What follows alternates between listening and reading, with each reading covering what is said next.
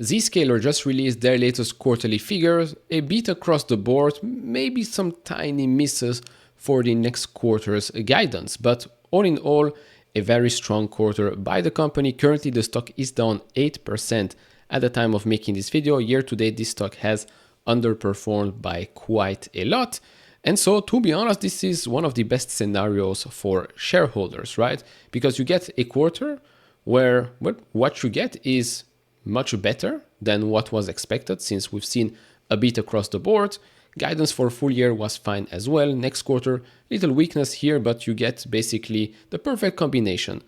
Good results, stock goes down, you can buy the company at a lower price. Not bad, right? I mean, that's usually what I like to see. Now, me personally, I have no position in Zscaler, but it does look like it's a pretty good company. We've covered it a couple of times on the channel. This is a fast growing company as well, as you can see from the analyst expectations. Top line growth above 20%. Bottom line, yes, EPS is expected to be down 10.15% in fiscal 2025, which is the fiscal year they're in already right now. But then in the next 2 fiscal years, it's expected to accelerate. So 22.4% year-over-year growth in fiscal year 2026, and then another 24.6% year-over-year growth in 2027. So let's go over what has happened in the latest quarter. If you enjoy this type of videos, leave it a thumbs up, subscribe if you have not, we really appreciate that.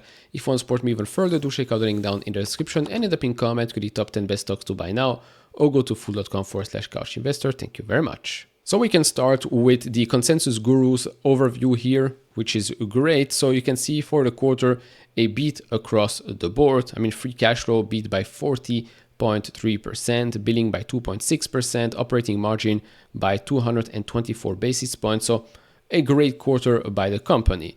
Now, yeah, Q2, there are some small misses, and even revenue, basically revenue came in line. So maybe it was priced in and they should have given us a better guidance, a bit higher than that. Maybe that's why the stock is down a little bit. Also, the CFO, after being 8 years with the company, is expected to leave. So maybe that adds to the selling. Now, overall, Q2, yes, small misses, but nothing that should scare you, especially not if you look at the fiscal year 2025 numbers here. Revenue beat also 0.7%. So maybe the market was expecting updated guidance much better than this, but okay, all the rest here is quite fine. So for the quarter, revenue increased 26.45%, cost of revenue increasing a little bit more than that, close to 27% year over year, but gross profit still increasing 26.26%. As for operating expenses, that's up 19.89%. Net loss is still a loss here, well, but is improving from last year, same quarter, so that's nice to see. And the weighted average shares is up 3.34%.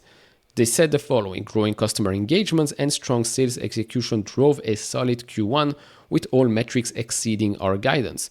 The combination of Zero Trust and AI is creating exciting new opportunities, which we are well positioned to capture with our large and expanding platform. With our customer obsession, the world's largest cybersecurity cloud, and an up-leveled go-to-market machine, we are driving strong growth. To be honest, they really show this quarter after quarter. All in all, if you zoom out, you can clearly see this. By the way, this is a relatively young company compared to all the other cybersecurity names. It's a company that has grown revenue extremely quickly, is growing free cash flow as well, although for fiscal year 2025, free cash flow is basically expected to stay flat, but then growing 27% or so in fiscal 26, and then another 26-27% in fiscal 2027. If we look at some other metrics here, so we've seen that total revenue has increased quite nicely in the last 4 years. If we look at free cash flow, that has also increased, so that's great. Net income, as you've seen, net loss, still a loss, but is trending towards being, well, net income. And then gross profit margins have improved since Q3 2023, went from 77.5%, we're now at 78.1%. So all in all, you're getting here a company that is growing fast, is expected to grow fast in the future as well, is expected to become more profitable. And yeah, I mean, it's a company in a very interesting industry, in an industry that is growing quickly. So yeah, what can you ask more, right? What can you ask more when you look at those beats right here, even with the small misses. Because, I mean, operating margin did miss by what? 9 basis points. That's basically nothing's basically a meet. EPS by what? 0.7%. Also, not really that big of a deal. So again, it does seem like the reaction here, the negative reaction, is based on, well, expectations were maybe higher, and well, the numbers could have been maybe revised on the upside. And so if we do a quick reverse DCF for Zscaler, we plug in the trailing 12 months free cash flow, that's $655 million, the terminal growth rate, the discount rate, then we see that the implied growth rate is 15%. Basically, it has to grow free cash flow 15% for the next 10 years to justify, well, the price after hours, which is this one right here. I've also included here a 3% dilution rate. Could be 2, could be 3. You can choose it, but hey, 15%.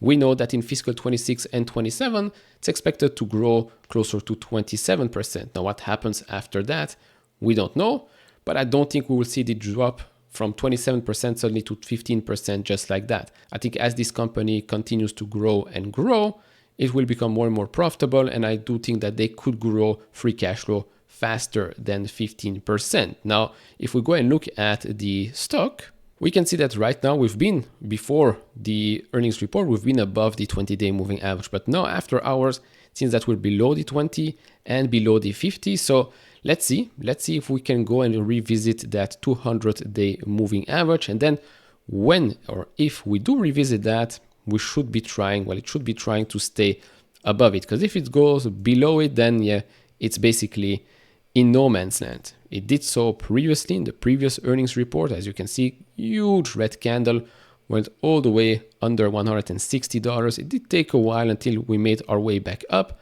So let's see what happens. But yeah, in my opinion, the lower it goes, it's still a very good quarter. Could be a buying opportunity for long-term investors because, as you've seen, good quarter. This is a fast-growing company, becoming more and more profitable, increasing free cash flow as well. So yeah, what else can you ask? Plus, it's still a relatively young company compared to all the others. So yeah, what do you think about Zscaler? Do you own it? Do you plan on buying it, holding? Let me know down in the comment section below. And we will, I think, yeah, we will be talking about Palo Alto in the next couple of days. That company also reported earnings, I believe, a week or so ago, also announced a stock split. So we'll cover that one. If you want me to cover another cybersecurity name, let me know down in the comment section below. Like, subscribe to all of that, and I'll see you all in the next one. Bye-bye.